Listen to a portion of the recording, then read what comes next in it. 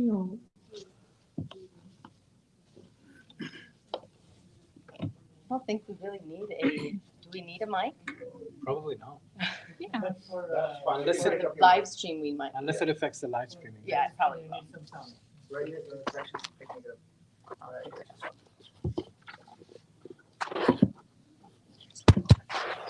It's not even working. No, it is. Oh, hello. It is picking up on the live stream. On the live stream, isn't that the speaker system? Oh, You okay. want that? No. I'm fine. I'm fine. So we are going to be speaking into the mic. Yeah. So everybody needs to be speaking into the mic, right, for the live stream.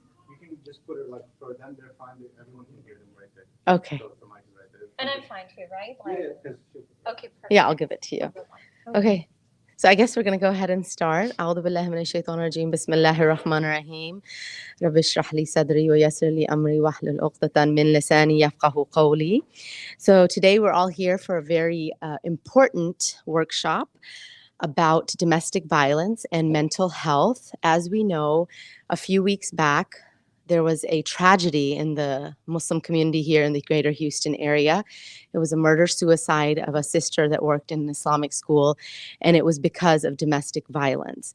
And that's why ISGH found it that it was very important for us to be doing an 8-week workshop at different masajid to talk about mental health, domestic violence, and this taboo topic that nobody wants to talk about in our masajid. And the sad thing is that the Prophet Muhammad sallallahu alaihi wasallam, he used to talk about everything in the masajid. Nothing was off limits. And that's what we have to bring to our masjids here in Houston and inshallah all over the United States. We need to be talking about this stuff because, you know, in Surah Al-Mujadala was revealed when a woman, it's called the pleading woman. It was about emotional and psychological abuse. So if Allah can talk about it in the Quran, we need to be talking about it in our masjids.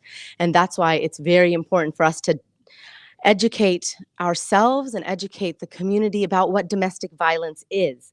A lot of times we think domestic violence is physical abuse. Somebody's getting punched in the face. That's not necessarily the only thing that's domestic violence.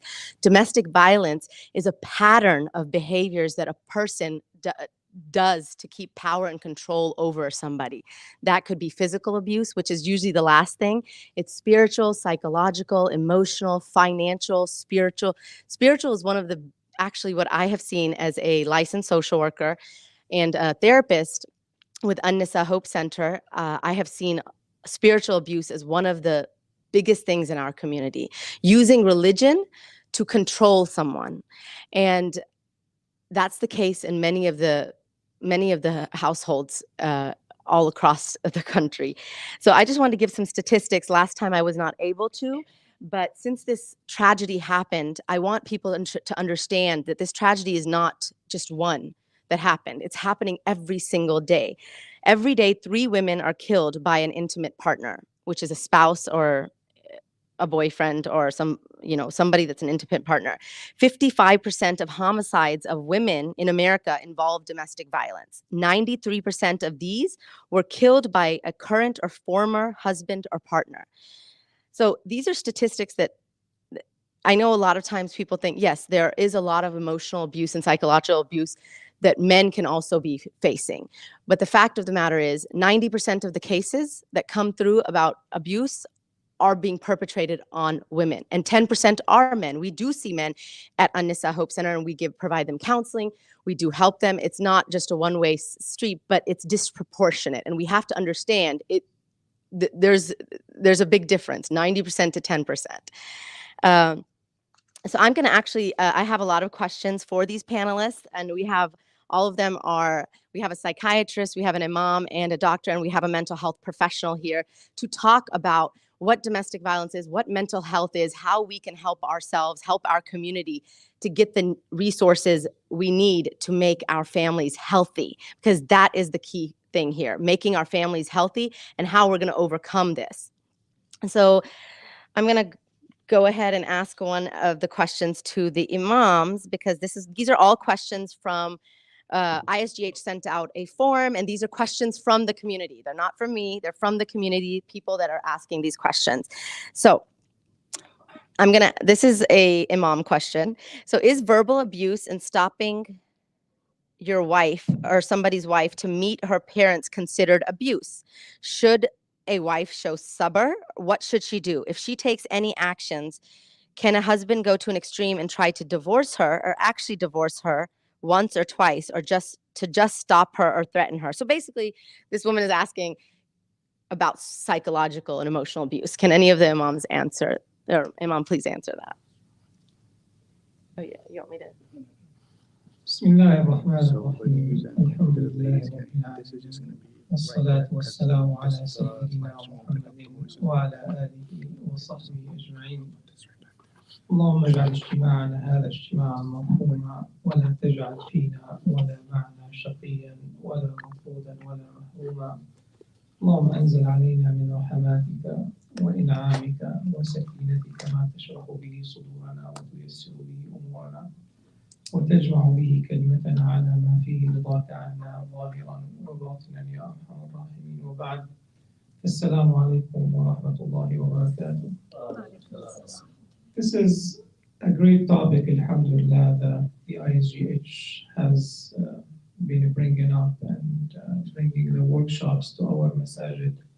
As Sister Amina mentioned, this topic unfortunately affects the general society in the United States, and the Muslim community is not isolated from that community. Unfortunately, the diseases that affects the community at large also affects the Muslim community. And for us Muslims, we have to be very educated and we have to be very aware of these problems.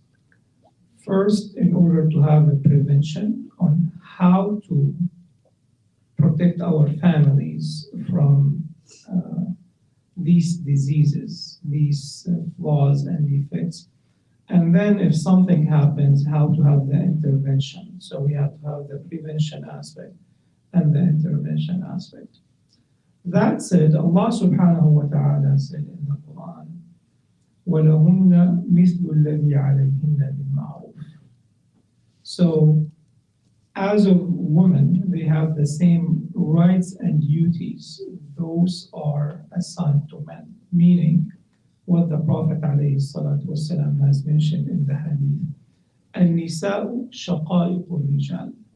Women are, he used the word like siblings, meaning equal and equivalent to men. And what that implies that they're equivalent in rights and duties. And Allah subhanahu wa ta'ala went further in the Quran and says, وَعَاشِرُهُنَّ بِالْمَعْرُوفِ. And do deal with them, live with them, based on al-ma'ruf. What is ma'ruf? It is the kind relationship that makes sense to people. How would you like to be dealt with? How would you like to be treated? Is the same way you treat others, you treat the woman. So there is no superiority or inferiority to women over men, and vice versa. So they're both have to be treated on an equal footing. And that's the introduction and the answer to the question that Sister Amina asked. So for someone, so what was the first question? I think, yeah, she was asking, can my husband stop me from visiting my family? Basically, that's the question. I just kind of put it together. So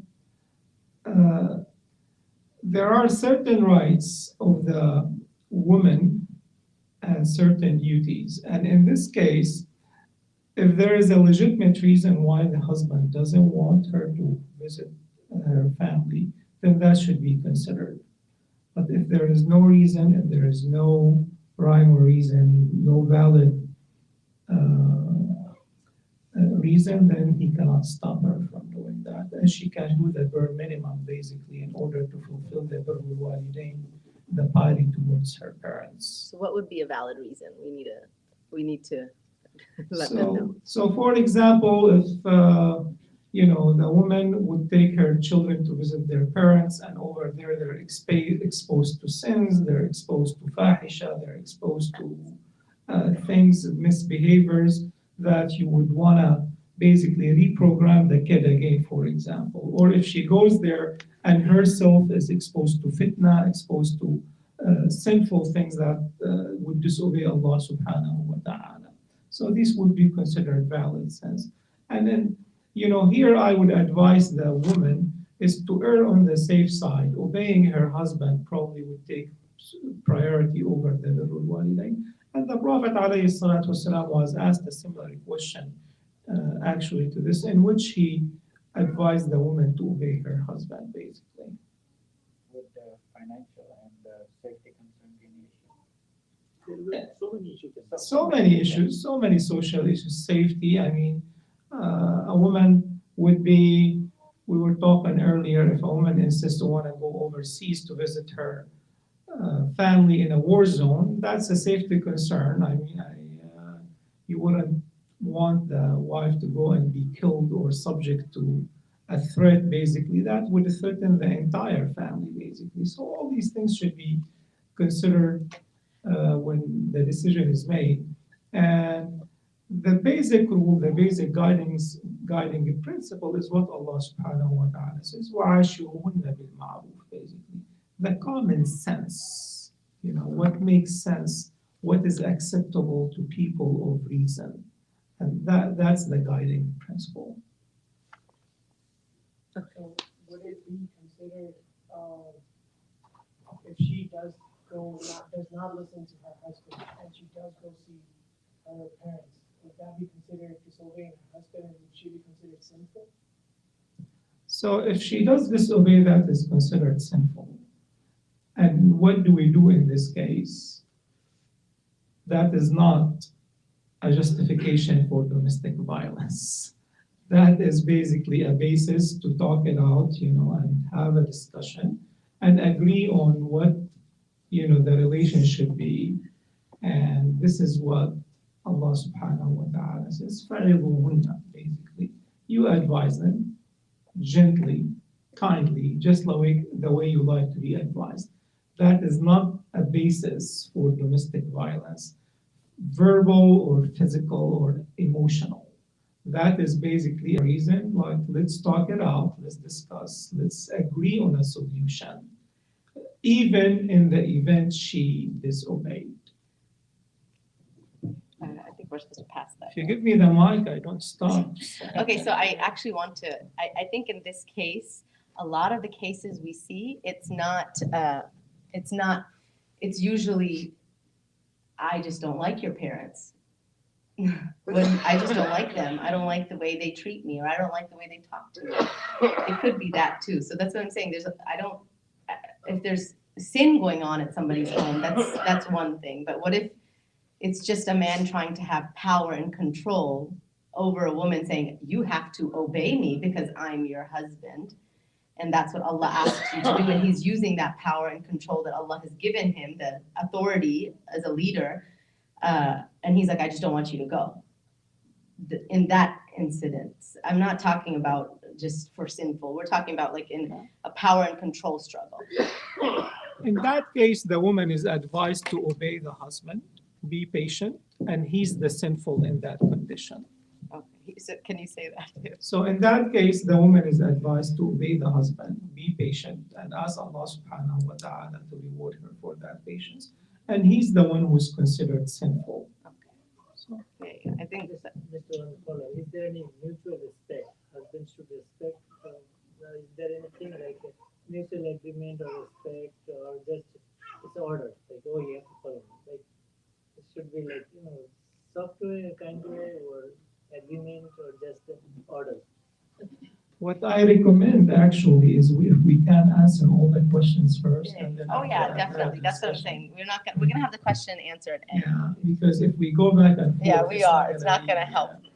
So now the next question is actually, I think we've answered that question. So the next question is to Sister Selena. What does domestic violence look like, and where can people ask for help?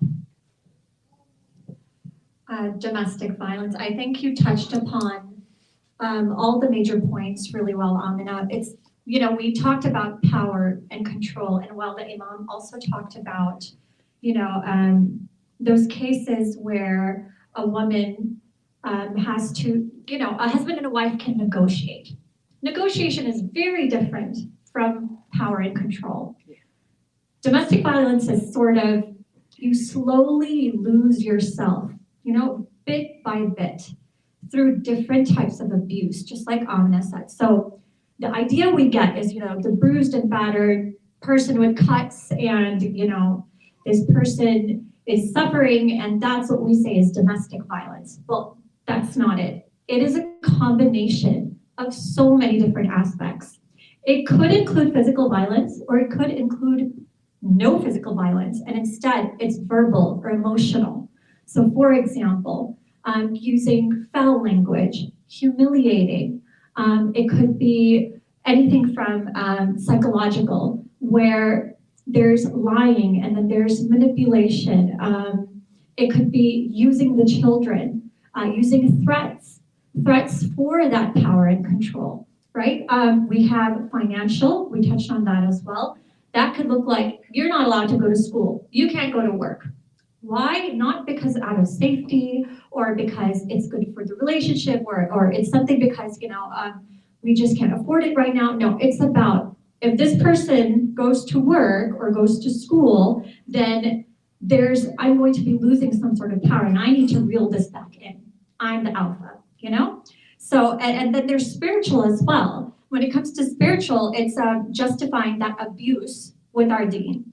And just like Imam explained, we as males and females, Allah subhanahu wa ta'ala has granted us rights of our own. And it's important to remember that when it comes to domestic violence, this is used to kind of justify their own behaviors and kind of show that I am above all of this. And what are you going to say in front of Allah subhanahu wa ta'ala, right? So we slowly start losing ourselves in that, start thinking and I say we just as, because it could be males, it could be females, but just like Amina said, it tends to be more females than males when it comes to domestic violence.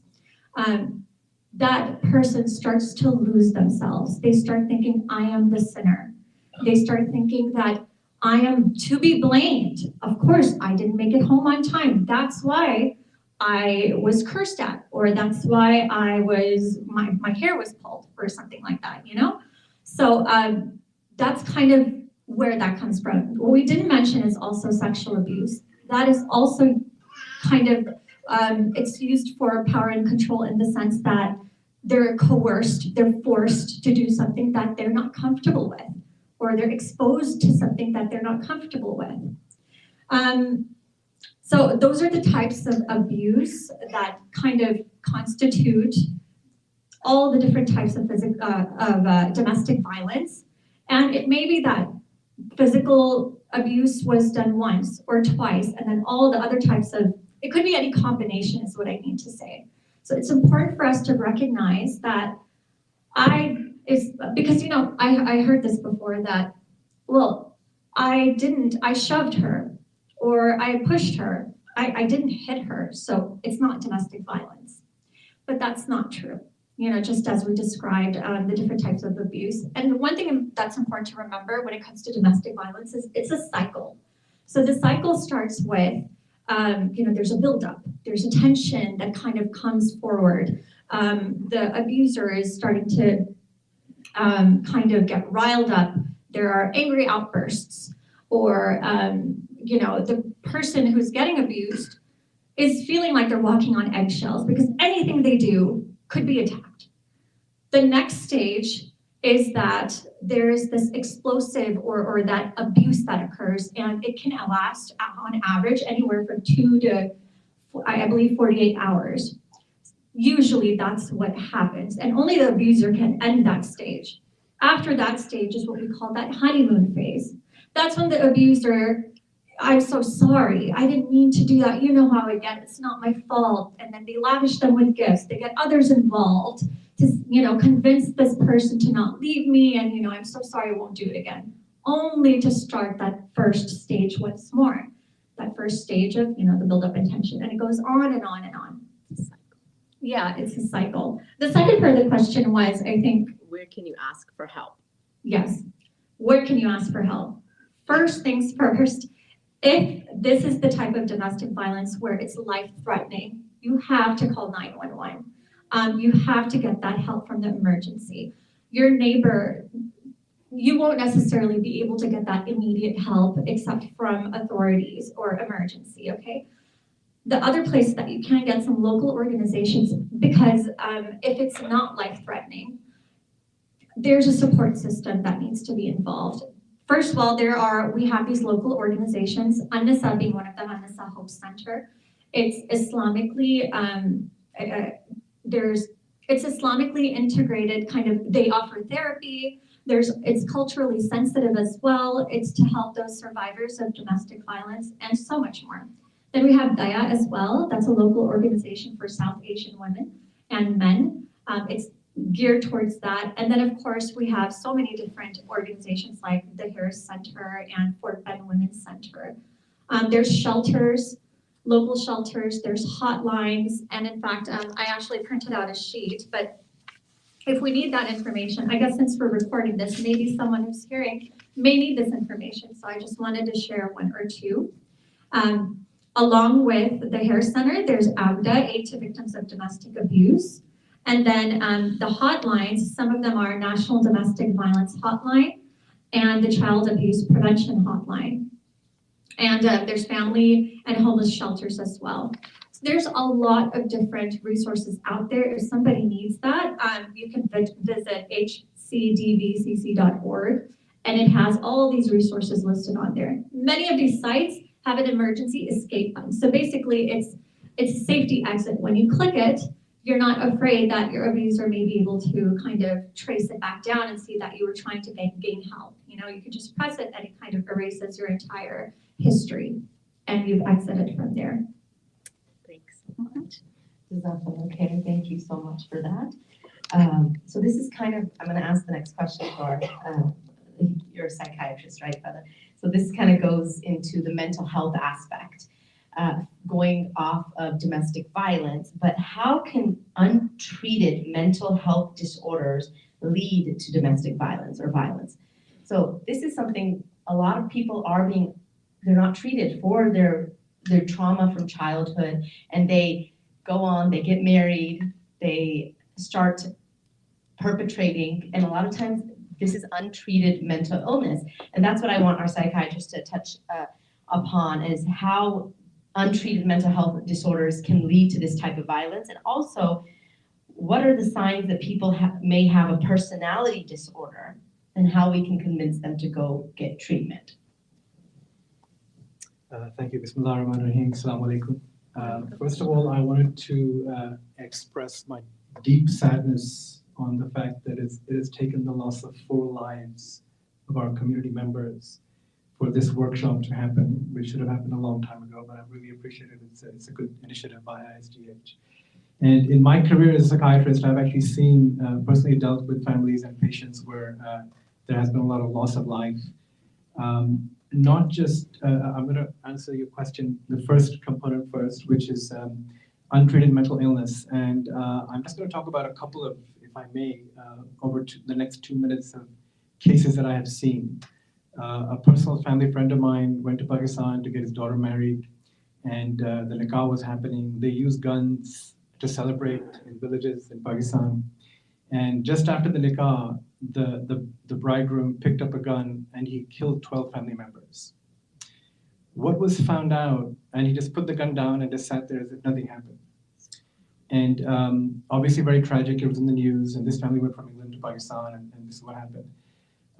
It was found, to answer the question, is that this individual had actually had mental health problems from a long time. He had unusual beliefs of a paranoid nature, that he was being followed, or he was being harmed by somebody. He used to hear voices talking to him of a religious nature. Voices used to command him to do things, but it was undetected. People knew he was a little bit odd, but they didn't realize to this extent, and he did not get treatment. And unfortunately, it led to this incident. Recently in Fort Bend County Jail, where I've also worked, not domestic violence, but a young Indian IT consultant, her husband came in came home and found that she had slit her 4-year-old son's throat and he was dead. There was blood all over the place. Also undetected, she tried to kill herself after that, but was unsuccessful. A lot of cuts on herself. And again, same thing, that she kept telling her husband that she was fearful that something bad would happen to her child, something bad would happen to her. She didn't feel right, something about her husband, and the husband just didn't know what mental illness was, where to seek help, and it ended up in this tragedy.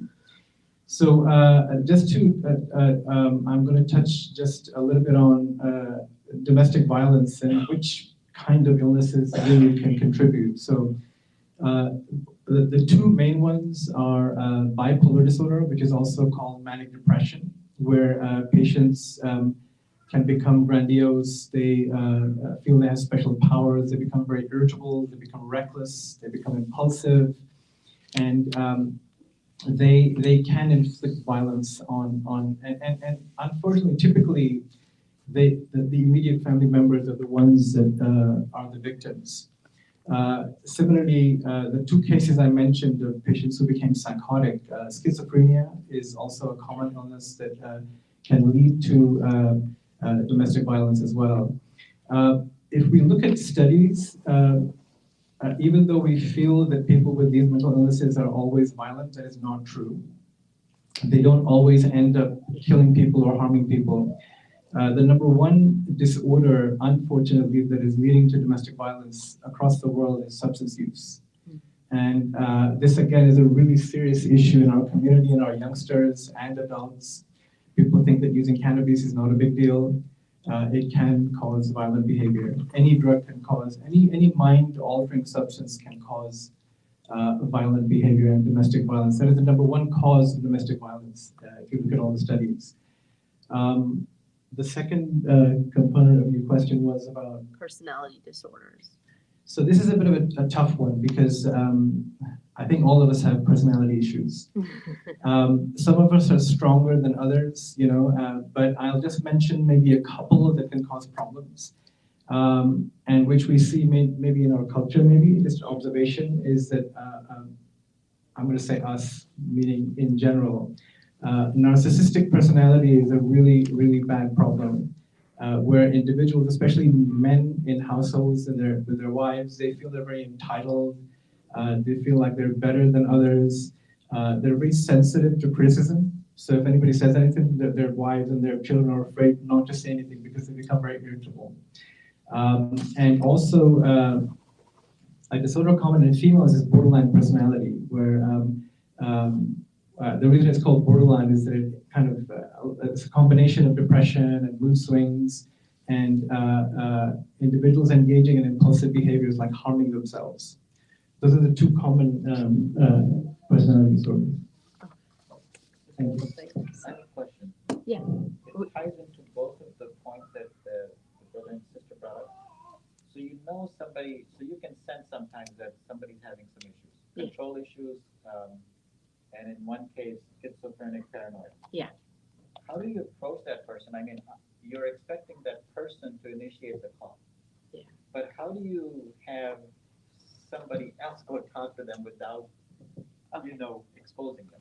Okay, so that was actually one of the questions. Okay. That was actually one of the questions, and we'll get to that. And I think that question we can give to Brother Akil, right? Dr. Hashmi, Okay, yes. Brother Akil, Dr. Hashmi.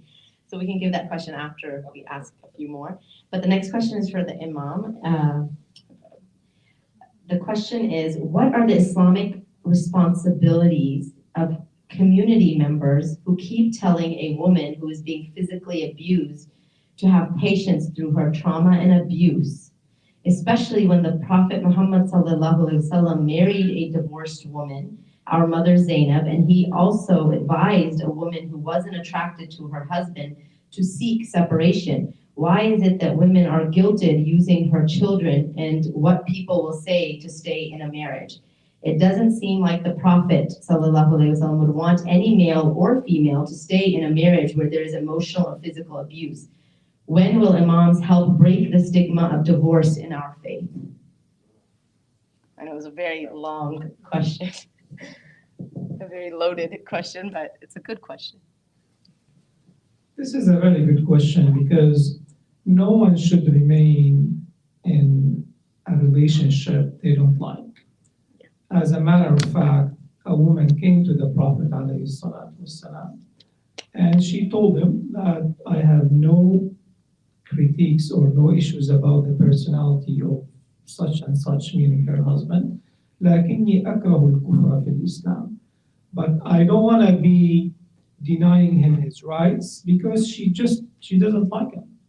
So the Prophet ﷺ, and this is the basis for khula, basically a separation without divorce, said you give him the dowry that he gave you back, which was a farm, and then he asked the husband to divorce her. So, and it was as simple as that. Just because she didn't want to stay in that relationship for whatever reason, she was maybe forced into that marriage, or she wasn't satisfied. And the Prophet ﷺ didn't go into too much details, actually. It was very simple. She doesn't want to stay in that relationship. It was terminated right then and there. So when you add abuse, when you add violence to that relationship, a woman should not endure, should not be asked to tolerate that. We either fix that relationship, have the husband seek therapy, seek treatment for mental disorder, and I thank Dr. Hashmi for identifying these actually issues, because a lot of people, I mean, they look normal, but they're not. They're having some underlying psych issue. And many psych issues, it's not the end of the world. I mean, they're treatable, and they shouldn't be a stigma. We Muslims, Arabs, immigrants, have a lot of stigmas, unfortunately. We still struggle with it, even living in this country. Having a mental disorder is just like a disease, just like you have any other disease, and they're treatable. So what I'm trying to say, that after counseling, after seeking therapy, after seeking remedies for that relationship, that's what we encourage to. If these don't work out, then divorce is not a stigma, separation is not a stigma, and no woman should put up with this for the rest of their lives because, we have to maintain the marriage. That is actually more damaging to both people, and it's more damaging to the children. And this is why Allah subhanahu wa ta'ala made the divorce lawful, actually, because it's a balance, it's, risks and benefits, which outweighs the other, and this is what we judge based on the advice. I grew up with a scholar, subhanAllah, and someone came to him, and the first thing, he asked for advice, and the first thing's like, you should have been divorced 5 years ago. I was like, what? I was a kid, and we hear divorce is the most hateful thing in the sight of God. And he said, yeah, because this is damaging the woman, damaging to the psyche of the husband, and this is injuring and damaging, traumatizing the children, and this relationship is irreparable. It seems like it is not fixable. So why continue with such an abusive relationship? And it goes both ways, by the way. So we're focusing on the women because they're more vulnerable, obviously, and the stats unfortunately show that the women are the subject of abuse more than men. But the men are sometimes subject to abuse and violence as well. So does that answer the question? Yeah, I think it answered it beautifully. So yeah, I do have the statistics on that. So in America, 1 in 3 women, or 1 in 4 women are abused, and 1 in 10 men are abused. So there are statistics on this. And the statistics also show that women are usually violently abused, and men are usually psychologically and emotionally abused. So women, the homicides usually happen, the homicides are usually perpetrated on women, and the psychological and emotional torment is usually on men. So there's different type of abuse that is taking place for both men and women. Okay, so, and I want to say thank you so much, Imam, for that, because it's very important for us to destigmatize divorce as well. It's not just about mental health and domestic violence, but our communities, especially in the immigrant community, divorce is a huge, like, what are people gonna say? What is the community gonna say? But children that are watching domestic violence take place in their home are more prone to become anxious, depressed, have mental illnesses when they grow up and become adults than ones that do not see this. So if a woman or a man get a divorce and they protect their child from seeing this violence and this abuse in their home, they're actually doing their child a favor. They're actually helping their child. And practice domestic violence when they grow up, actually. Exactly. They become perpetrators or victims. The stats actually show that boys that see their father perpetrate abuse, verbal, psychological, they can become abusers. And girls, when they see their mother being abused, it's easier for them to become victims because that's what they're seeing. So we want to protect our household, and what we need to be looking at is how do we become better co-parents? Divorce should not be stigmatized. Divorce happened, but the problem in our community is how do we co-parent? It always has to become so ugly. Divorce does not have to be ugly. Divorce does not have to be traumatizing for the child. If we, as a man and a woman, even if you're divorced, you can co-parent together. Islamically, in the Quran, it talks about that. Leave kindly. Leave in good regard. Co-parent together. Learn how to be respectful to your ex-wife or your ex-husband. Because a lot of times the trauma that happens after the divorce is because the parents are still fighting and using their child as a punching bag, like pulling them back and forth. That's the trauma that's going to be caused. So yeah, I had to add that on because I deal with clients every day that are going through divorce, and the number when we're mediating and we're talking to these parents, it's because the children are being tormented not because of the abuse that took place in the marriage. It's happening because they're already divorced and they're using these children as punching bags and as their tool to get what they want. Okay, so the next question I'm going to give to Sister Selena. There was actually a question that I just pulled up.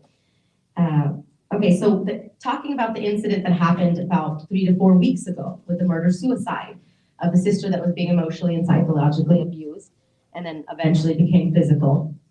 If such an incident happens in a family or friends and people are losing their lives, what is the best way of communicating to the kids that are 12 years and younger?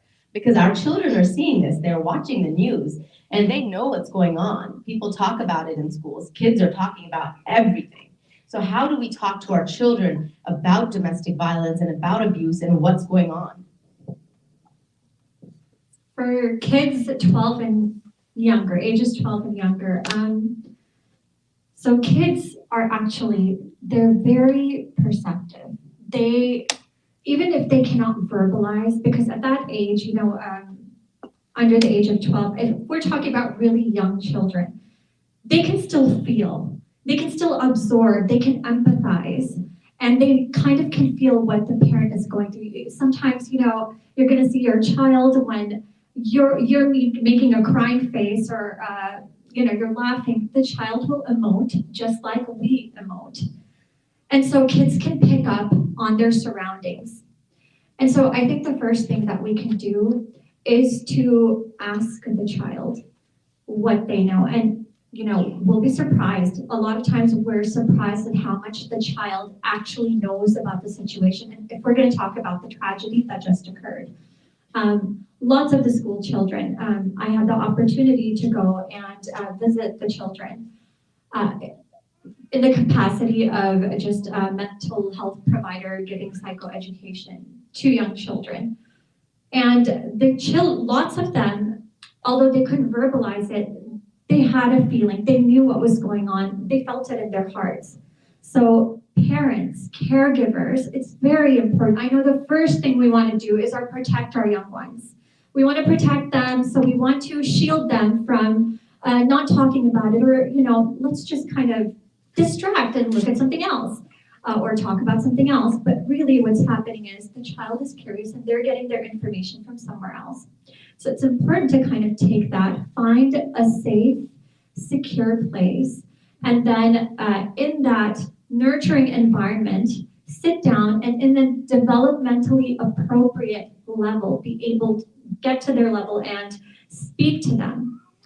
It's important to use clear words like, for example, this person, they died. Rather than saying something like, I know in English we have euphemisms, and we probably have them in Arabic and Urdu and other languages as well, but in English, for example, if we say, we've lost this person. A child at a very young age, say if they're, 5, 6, 7 years old, they may actually, start thinking that, okay, so this person's lost, maybe I need to find them back. Or if, for example, you say they went to a better place, right? So they're like, where? Like Disney World? Did they go to a different place? They think literally. So it's important for us to be clear with our language. You can use an example like of a flower or and show that sometimes flowers die just like that. Human bodies also die. And then of course spiritually, we're Muslims, alhamdulillah, we are able to give that aspect of Bara'uf about, and of course we don't need to go into complete details about everything, but bits and pieces. It's important that children get this information in bits and pieces. They know they can go over and over again to their parent and be able to ask those questions, because until they're able to organize all this information, this tragedy, what happened, why is my teacher not coming anymore? In this case, it was a teacher who passed away. So these school children are thinking, I don't understand why this teacher's not here. My world has completely shifted because now my routine has kind of completely, it's gone haywire. I didn't even know an adult in my life can die. So they need to get stability. It's important for parents. It's important for parents to instill a sense of security by providing a routine. So if they have a routine, they wake up, they brush their teeth, they go to school with a certain person at night, you read a bedtime story. It's important to keep that routine going. Why? Because for the child, it means stability, right? So the way to kind of tell the child about, to convey a tragedy is just to be direct, but not overshare. They don't need to know the graphic details. If they come to you and explain to you that I heard this happen, something graphic, then you can address it with them. Then you're able to allow them to ask questions, and it's okay if you don't have any questions. One last thing is, it's really important for the caregiver to a child, a young child, to be attuned with where they are emotionally. If you feel distraught, if you're feeling frazzled, if you're highly emotional, the child will pick up on that. And what do children do? Because they're going through this egocentric phase, they take everything upon themselves. It's my fault, I did something. Is there something I can do to bring something back or find stability? So it's important for the parent to be in a place where they are also not overly distraught. But like I said, it's okay to be emotional. Our children learn from us, we're their first models. And to normalize those emotions, that it's okay to be sad, it's okay to be angry, is very important. Thank you so much, Sister Selena. So another question here, it's a simple question that I can go ahead and answer. It says, who are mandated reporters of child abuse and domestic violence happening in front of children? And this kind of goes off of what Sister Selena was saying.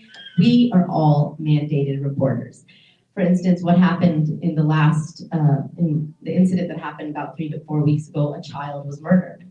And anybody that had any even suspicion of her being abused by the perpetrator or her father, that's who he was mandated to report it. And the first mandated reporters that a child would come in line with or come in contact would be teachers, administrators, schools.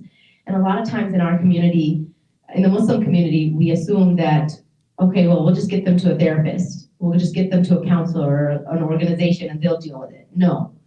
Legally, teachers, administrators, adults that have any suspicion are mandated reporters in the state of Texas. Doctors, nurses, anyone, basically. But you can't wait for somebody else, oh, they'll report it, they'll report it, they'll report it. No. You don't have to have, mandated reporting doesn't mean that you know for sure this child is being abused. You are suspecting it, and the job is to report it to CPS. And CPS here in the greater Houston area is most of the caseworkers are good people. They're not trying to take kids out of their homes. They're just going to investigate. That's all they're going to do. Yes, we're not in a small town.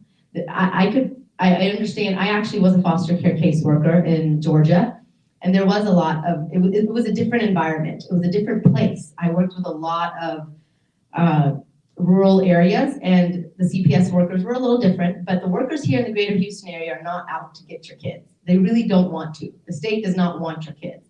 So I don't think we should have that fear of, but the kids are gonna be taken away. No, if you are fearful of somebody being abused, you need to report it, because a lot of times stuff like what happened to that child could have been prevented. So mandated reporters are everyone, and teachers, doctors, therapists, those are all inclusive of that. So the next question goes into children again. We have to talk about our children. So Dr. Hashmi, I'm going to ask this one to you. The question is kind of, okay, why this is easier for young kids. Okay, so the suicide rate is going up amongst youth, adolescents, children. So this question is basically asking, why are children killing themselves more, and why is the suicide rate going up, and do you think it's just fear, or do you think it's depression? I mean, the question was very unclear to me, so I'm just asking in my words. I just wanted to clarify, first of all, I'm not a child psychiatrist. However, we do come, in my hospital that I work at, we do come across kids who become suicidal. So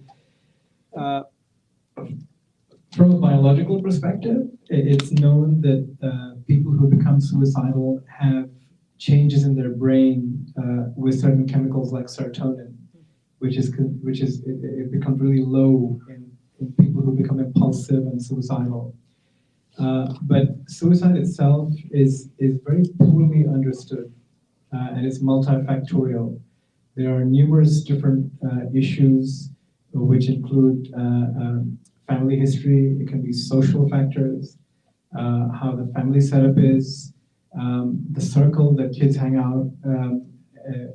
Nowadays, there's talk about adolescents and children, for them to have suicidal thoughts as being normative, because it has become normal.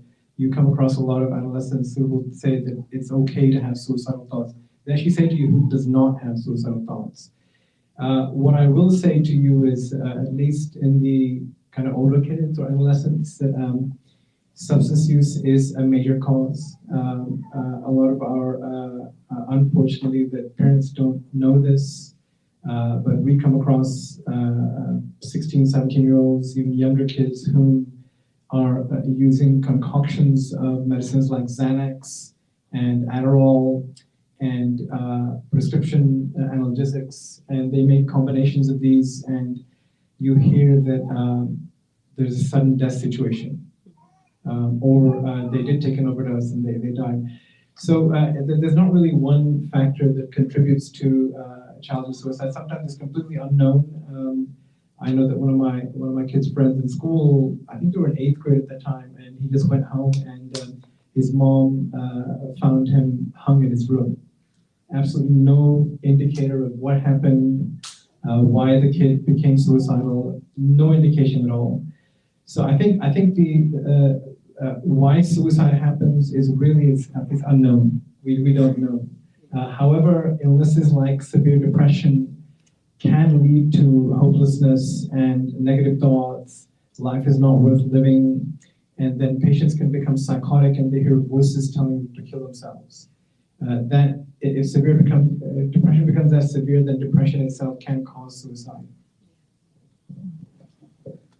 Thank you so much. And I'm going to add on to that. I see a lot of clients at An-Nisa Hope Center, a lot of youth as well.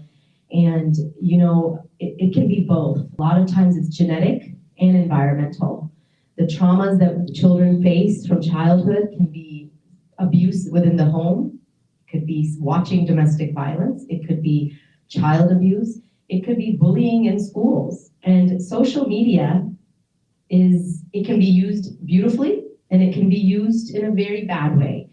And the youth nowadays are following everything. So I want to say mental illnesses and suicide, they can be genetic and they can be environmental.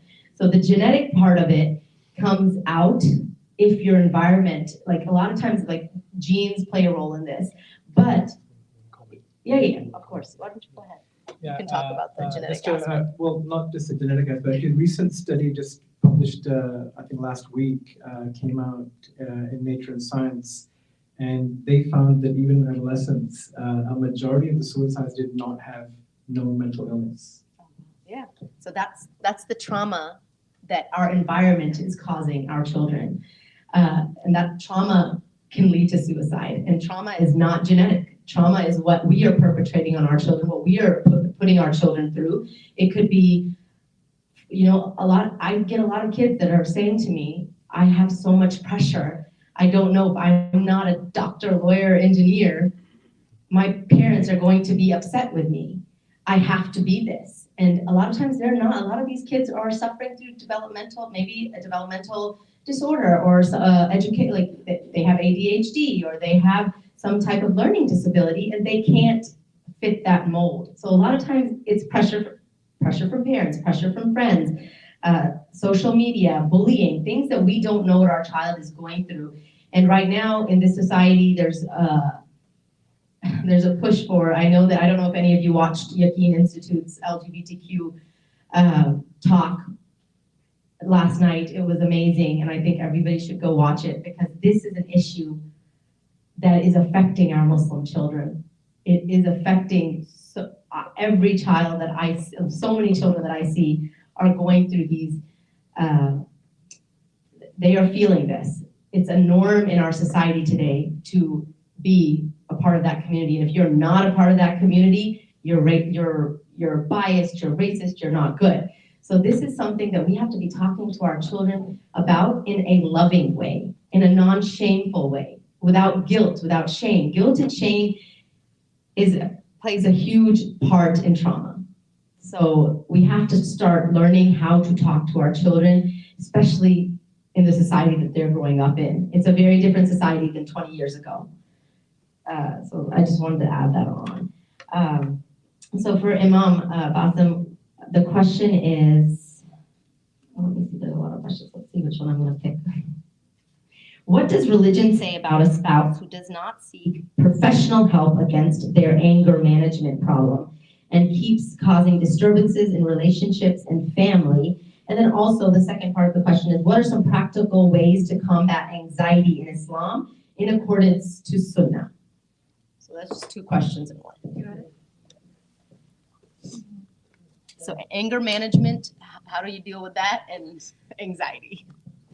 So anger management, I would consider it as a disease as well. And the Prophet ﷺ did ask us, recommended, encouraged us to seek treatment because diseases are not only physical, they're emotional, they're mental, and anger is part of those diseases. So by doing that, you're listening to the advice of the Prophet ﷺ by seeking the treatment, the management for anger. And the Prophet ﷺ, when he was asked for an advice by a person, he told him, do not get angry. And then he asked for another advice, and the Prophet ﷺ told him, do not get angry. And when he asked the third time for the advice, the Prophet ﷺ repeated the same thing, do not get angry. So that was an emphasis from the Prophet ﷺ on the importance of avoiding anger altogether. So by avoiding anger, we're following the Sunnah of the Prophet ﷺ. That was his character, that was his tradition, that was his personality, avoiding anger altogether. So a person who does not seek anger management is disobeying the Prophet ﷺ, is not being compliant with the Sunnah of the Prophet ﷺ, and is not seeking the treatment which the Prophet ﷺ has encouraged us to do. So that's the first part of your question, Sister Anna. And the second part is like some of the tips for handling anxiety or other mental illnesses. Well, again, the Prophet ﷺ said, "Dawu mardakum bis-sadaqah." Do seek remedy for a sick person by giving charity. So, charity actually physiologically and scientifically has some impact on the brain, on the physiology. Actually, it's not just you give, a certain amount of money and then you expect something spiritual to happen. There is some physiologic changes actually that impacts your body. So that's why a regular charity is very comforting to the person. So that's number one. Do give a lot of charity on a regular basis. The second thing is seeking the help from Allah subhanahu wa ta'ala through dua. A lot of people do not actually do dua till something happens, a disaster happens, or they need to pass a test, or they need to survive those certain crises. Keeping the dua on a regular basis also has that impact on the brain. This is scientific, this is physiologic actually. There are certain changes, with the serotonin, with the dopamine, with the all these healthy neurotransmitters in the brain that happen. So maintaining the dua on a regular basis. The most important aspect and the most important and most difficult and precious step actually is Qiyamul Layl. Qiyamul Layl, because Allah subhanahu wa ta'ala says when it is the last third of the night, Allah comes down to the world with the angels and asks people, anyone who needs help so I can fulfill it for him, anyone who asks for something so I can answer his prayers. So this is the most spiritual time of the day and night. This is the time you can come closer to Allah subhanahu wa ta'ala, and it truly has that magical effect on the soul, on the heart, on the mental health.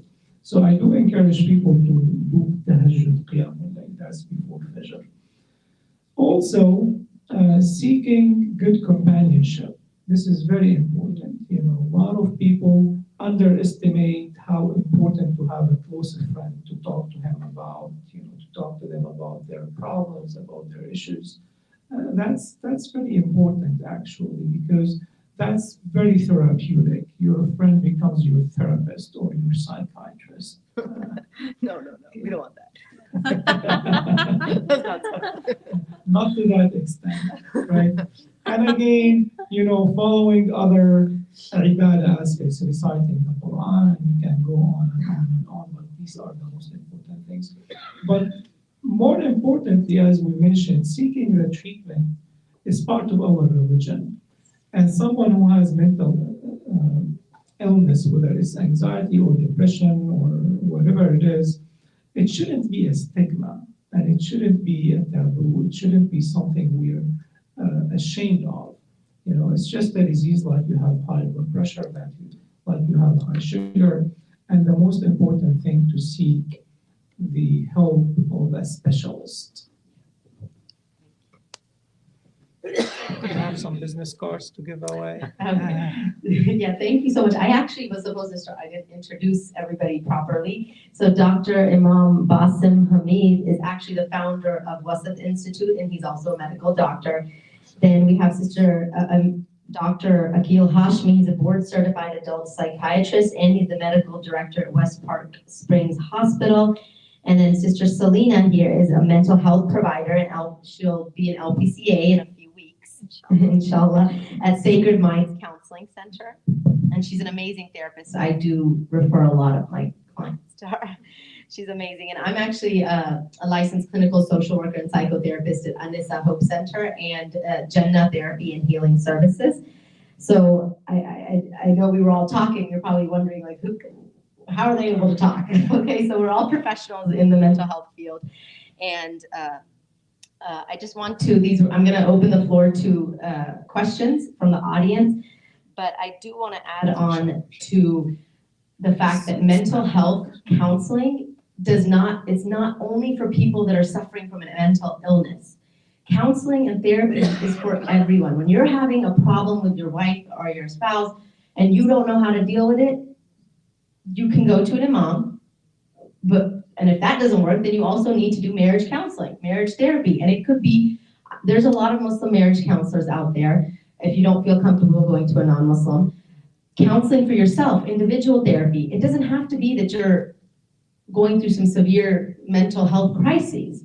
A lot of times it's transitions in life. You need help. You need an unbiased opinion, somebody that can help you cope through the problem. It could be getting married. Oh, I'm about to get married and I don't know how to deal with this. How am I gonna just leave my mom's home and my dad's home and go live with this guy? Like, you need help. You need someone to talk you through it, somebody to give you that unbiased opinion. It could be a child going from high school to college and that life transition they need help with. There's a lot of Muslim mental health professionals in this community. We live in an amazing city where there's so many Muslim doctors, Muslim psychiatrists, Muslim therapists that we're not here to judge you. We are here to help. And a lot of times actually in our master's programs and stuff, we are required to go to therapy, because how can we help people if we don't even know what therapy looks like and we haven't sorted out and tried to help ourselves? So therapy is not just for crazy people, okay, or people that are going through psychosis, okay? So I want that stigma to go away. Just as we would take care of our physical health and we go for physicals every year, going to a therapist to help with your life transitions and just help you through a problem is you're taking care of your mental health. That kind of coincides with what he was saying spiritually. And in therapy, if you want somebody that's a Muslim, well, I know a lot of Muslim therapists in this community do spiritual counseling as well. You do mental health counseling using a spiritual lens. Like, I have clients that we sit there and we'll do mindful meditation, and we will actually sing the names of Allah. It's a beautiful practice of calming your nervous system down and getting regulated. So these are things that you can seek out a Muslim professional, mental health professional, inshallah. So if there's any questions from the audience, please raise your hand first. Assalamu alaikum. My name is Samina Sheikh. I am the board member, one of the board members over here at Dalal Islamic Center. First of all, I really want to thank you for bringing this program over here. And I'm very, very happy to see the change in the community. 20 years ago, this solution was not there. Domestic violence was considered more of a, anger management issue than a power control issue. So that's a very, it's a very positive sign. You all are talking about it. That's very good. I really like that, the answers Dr. Basu gave. But the problem with us is not all of the imams are that educated and that well informed. So we need to educate our imams as well. I'm very happy with the solutions, and those are the right approaches to the problem. So I would encourage it. This incident happens and you all are here, but what happens after a year? You forget all about it. So we need to do this on a continuous basis, inshallah. And also I had a question, do you have, I know the statistics for Americans are 1 in 3 women abused, right? But what about the Muslim women? Do you have any statistics for them? I don't know the statistics. This is 1 in 4 women in America, but the statistics, I do know the statistics. It was Islamic ISPU. Yeah, ISPU that did the statistics on divorces. I could, the rate of divorce amongst Muslim Americans, and the reasons why because everybody's like, oh, why are there such a high rate in America and not other places? But the number one reason for people getting divorced in America wasn't actually domestic violence. It's family in-law issues. That what is the number one reason why Muslims are getting divorced in America is families butting their business in every little issue. So that I do know. So I don't know, do any of you know the statistics on Muslim women being abused? I don't know about Muslim women. We would have to reach out to ISPU to do that research because they're doing great stuff. So I don't have the stats, but what I do know is I had gone through some training with the Fort Bend Women's Center, and what I was surprised to learn that, when we talked about the physical, emotional, verbal, psychological, financial, all of those types of abuse. When it comes to South Asian women, there is an additional, so not necessarily Muslim, but it would include some Muslims.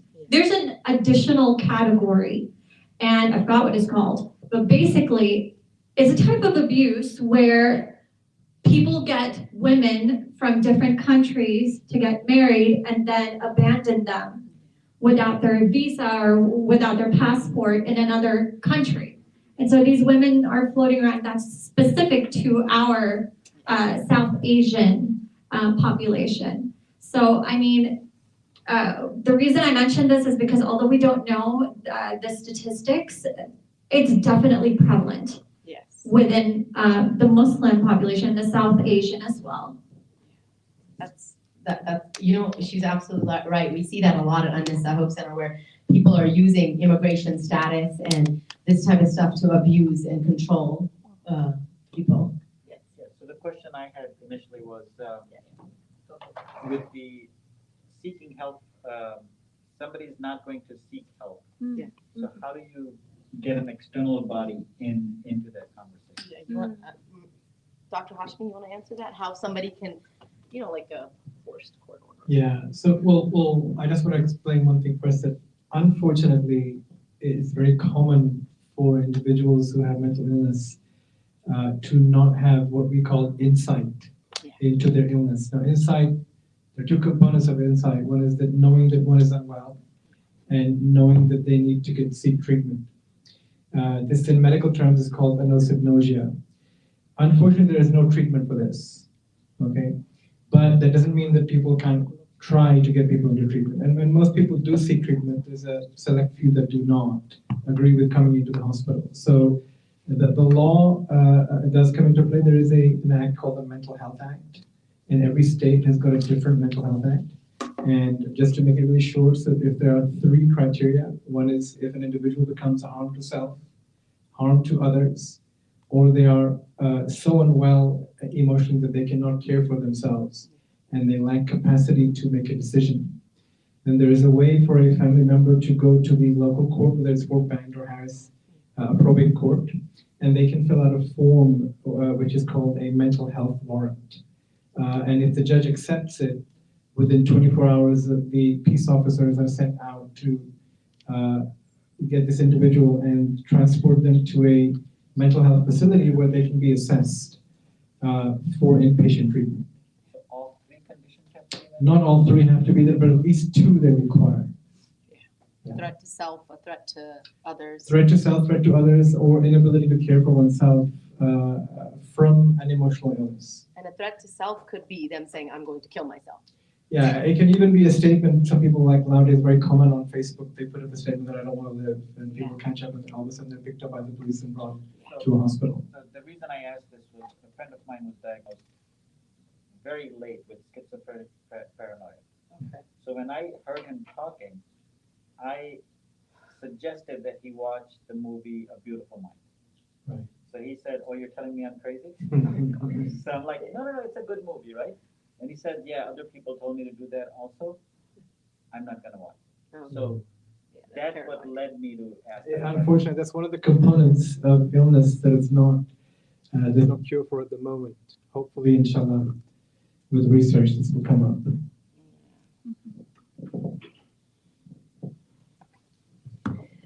Yes, one more question. Actually, we have two more questions. Okay, and we can do them quickly because I know there's a lot. Assalamu alaikum. This question is for the Imam. I know this was a domestic violence against the father or husband rather than the wife, to the extent that the father walked out of the house, which was physically being abused by his children, and the wife from that. And I know he can divorce the wife, but I think he went to the extent that he wanted to disinherit his children. I don't know whether that is acceptable in Islam. So the question is, if someone abuses the parents, do they still inherit them? Yeah, Well, basically. it's a natural incident that Yeah, he divorced the wife, but he also say that children are not going to. How it works. Yeah, exactly. It doesn't work that way. You know, doesn't. no one can take the right of inheritance away. Yeah, so that cannot happen. Even if he made a will that, oh, my kids are not going to inherit me, that is not going to be fulfilled. Anybody else have any questions? I think Dr. Habra has Yeah. a question. One last question, then I have to add on. Sister here. Okay, he's asking a question. And then- So the topic is much bigger than what we can cover in 1 hour, Yeah. few hours. Mhm. One component, actually, this is not a question, maybe for Kunal, what resources do we have for our youth actually for prevention?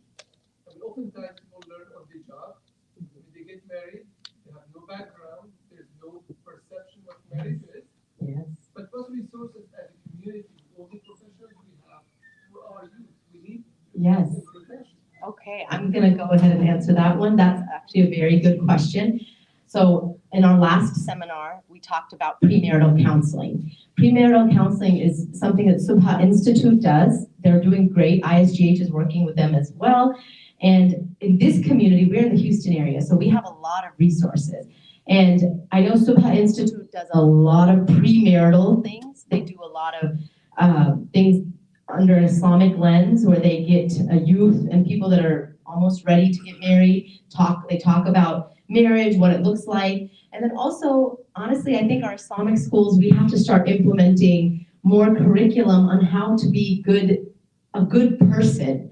Because this trauma and abuse goes back to childhood. And when we're teaching our children the characteristics of the Prophet ﷺ in Islam and the beauty and the kindness that he showed, that is more important than saying this is haram, this is halal, this is haram, this is halal. Because a child doesn't understand haram and halal. They really don't. They're little kids. And if we start implementing that in our schools, I think Islamic schools, we have to start doing something in those schools.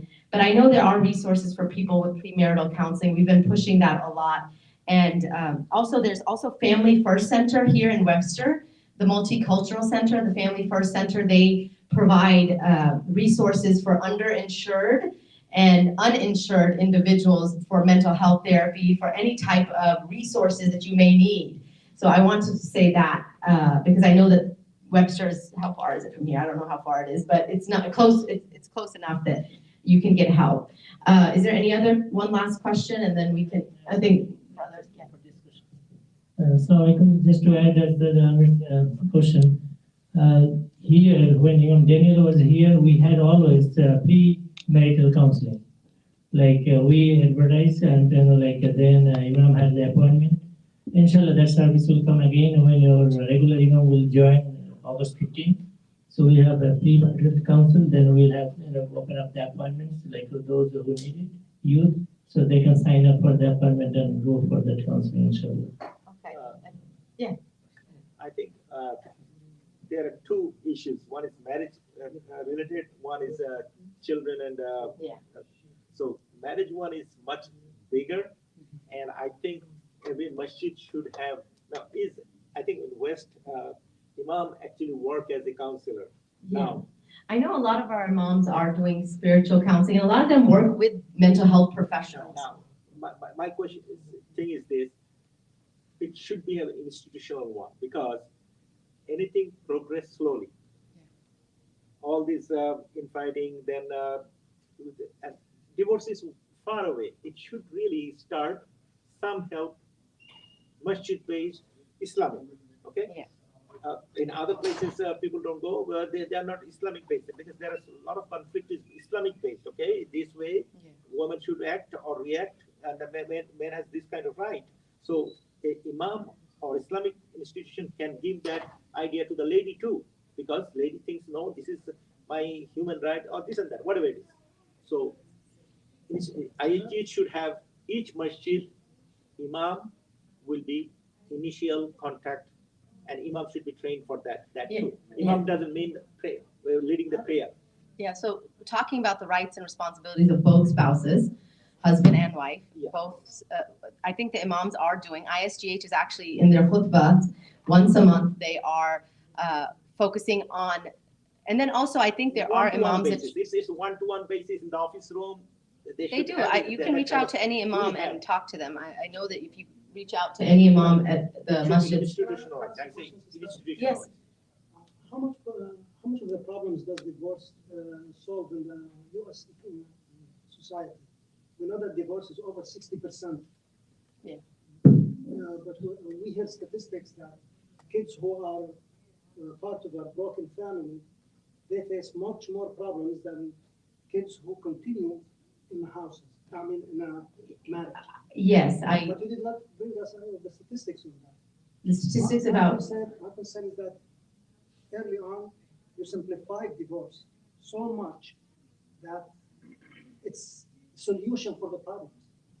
no, divorce is not a solution for the problem. Yes, that's why we were talking about, the panel is actually about domestic violence and mental health. That was a question that somebody asked specifically, that's why I asked it. But divorce, we didn't simplify it, but we need to destigmatize divorce because divorce is not haram. So I think that's what the question was to the imam. But yes, there are a lot, yes, I agree. The divorce rate is going high, but if there's abuse in that relationship, divorce is the last option. That's why we need to learn how to see divorce is the last option. But if it's abuse that's happening over and over and it's a pattern, yes, that's an option. That's the last resort. But that's why premarital counseling is number one. You go into the marriage knowing what you want and what you don't want. Then being able to show rahmah, love, and mercy to one another. Teaching our children this. Yes, we have to overlook. It is a compromise. Learning how to work with one another. That's why marriage counseling is there. Going to your imam is there.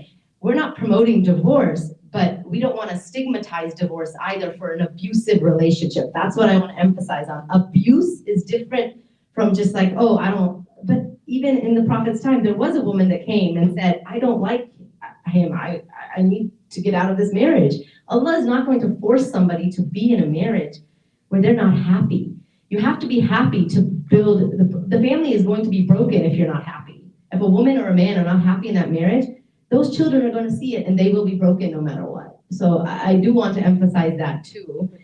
Marriage is a sacred bond and we're supposed to be garments for one another. So we're not emphasizing go get divorced. There's a pathway. Divorce is not the first thing. It's always the last resort. We all know that.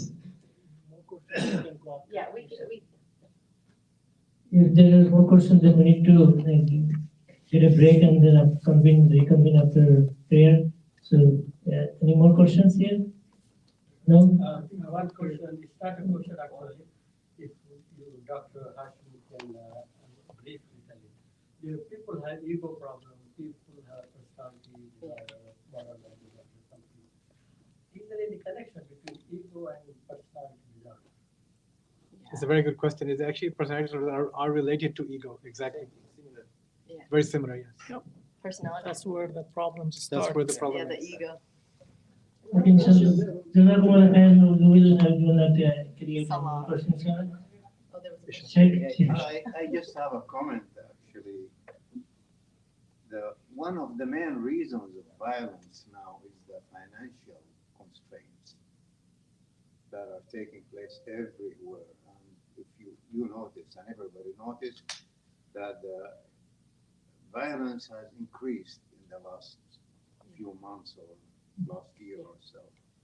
I don't know if you can comment on this, just as a guideline, because it's very, very important to revise our expenditure and our family affairs and so on. I think we're tested all the time with different tests from Allah subhanahu wa ta'ala, whether that's poverty, whether that's, relationship issues where we're not meeting in the middle, or like we talked about in-laws, the bigger family. I think the key is that when it comes to domestic violence, that is inexcusable. Yeah. And that's where lots of times the abuser, whether that's male or female, the abuser sometimes either doesn't know, right, any better because that's what's been modeled for them as they were growing up. That's the patterns they've seen. So we need to educate, as the brother said, what can we do through the masjid? I think if we do these psychoeducation programs and if all of our males volunteer more at the masjid, That way our youth get to see what healthy relationships look like, how you can interact, and what, you know, like you don't have to belittle somebody to get some sort of power. Instead, you can do that through what Prophet ﷺ had shown with his character, and we are practicing in the masjid, right? Women and men. Women for their daughters, the younger girls, and men for their younger youth. That way they actually get to see how it's practiced. That's very, very important. And so I think when it comes to like when there's poverty or when we're facing these financial situations, we just need to allow. Okay, let me go backtrack a little bit. So I said that the abuser. 1 minute, sister. 1 minute. Oh, okay. I apologize. So what I meant to say was that either the abuser doesn't know and they need to education, or that there is impulse control. They can't control themselves. That could be through traumatic brain injury. That could be through substance abuse, like Dr. Hashmi said. And in that case, we need some medication, right? The last thing is they don't care. They just want the power. In that case, there's not much we can do, right? Yeah, that's 1 minute. And Jazakumullah all the panelists here to come to PLN Islamic Center. See everybody, there are teas and cookies in the kitchen. Please enjoy that after the salah, inshallah. So there are cookies and hot teas, inshallah, in the kitchen. But I